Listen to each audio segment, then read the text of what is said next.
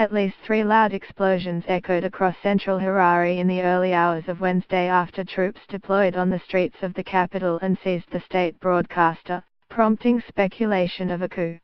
Armed soldiers were also seen assaulting passers-by in the capital and loading ammunition near a group of 4 military vehicles in an unprecedented challenge to Robert Mugabe.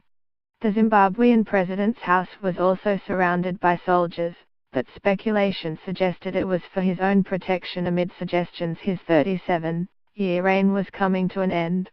Tanks had been making their way to the city center throughout the day yesterday as tensions reached boiling point. Zimbabwe's head of the military said he could step in to end President Mugabe's purge of opponents on Monday. This prompted the ruling ZANU-PF party to say it would never succumb to military pressure and describe the statement by the armed forces chief as treasonable conduct. 2 soldiers sitting in a tank on the outskirts of Harare where a suspected coup took place in the early hours of Wednesday morning. A street scene along Robert Mugabe Road in Harare, Tuesday, November 14, 2017, where violence broke out during a suspected coup. At least 3 loud explosions echoed across central Harare in the early hours of Wednesday after troops deployed on the streets of the capital and seized the state broadcaster, prompting speculation of a coup. A number of tanks were seen heading for the Zimbabwean capital of Harare on Tuesday, a day after the head of the armed forces threatened to intervene. In Harare in the early hours of this morning, aggressive soldiers told passing cars to keep moving through the darkness. "Don't try anything funny. Just go," one barked at a reporter on Harare Drive.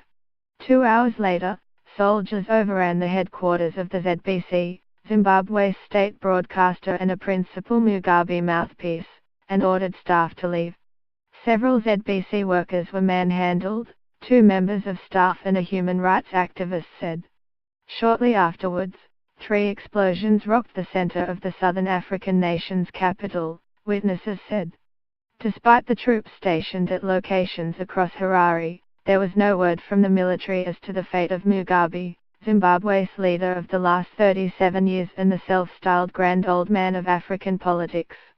Mugabe plunged the country into crisis last week by sacking Vice President Emmerson Mnangagwa, widely seen as a power move to make way for his wife Grace to succeed him. On Monday, the head of the armed forces Constantino Chiwenga openly threatened to intervene in politics if Mugabe did not stop removing veterans from government. But yesterday afternoon, Zimbabwe's ruling ZANU-PF party said it would never succumb to military pressure and described the statement by the armed forces chief as treasonable conduct. In the statement, ZANU-PF said it stood by the primacy of politics over the gun and accused Chiwenga of trying to disturb the peace and stability of the impoverished southern African nation.